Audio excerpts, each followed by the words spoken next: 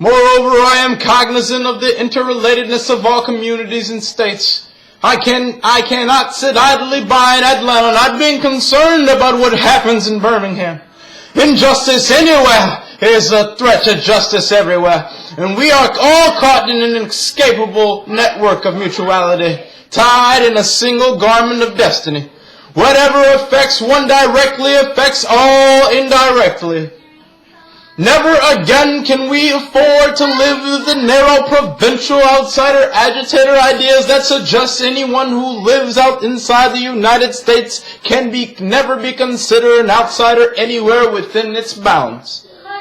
You deplore, good sir, you deplore the ravages of discrimination taking place in Birmingham, but your statement, I'm sorry to say, fails to express a similar concern for the conditions. I'm about to finish in a couple seconds. If you would let me please just read softly, I would say this for brought the demonstrations. I am sure that none of you would rest on that content with the superficial kind of social analysis that deals merely with effects and does not grapple with underlying causes.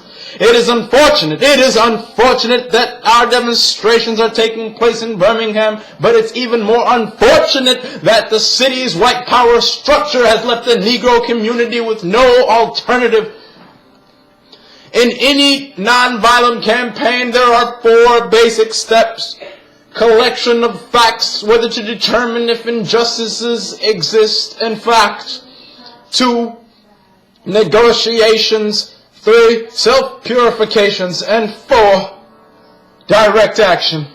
We have gone through all of these steps in Birmingham. There can be no gainsaying the fact that racial injustice engulfs this community. Birmingham is probably the most thoroughly segregated city in the United States. Its ugly record of brutality is widely known. Negroes have experienced grossly unjust treatment in the courts and all across the laws of the land. There have been more unsolved bombings of Negro homes and churches and schools in Birmingham than any other city in this nation. There are the hard, brutal facts of the case. On the basis of these conditions, Negro leaders sought to negotiate with the city fathers, but the latter consistently refused to engage in good faith negotiations.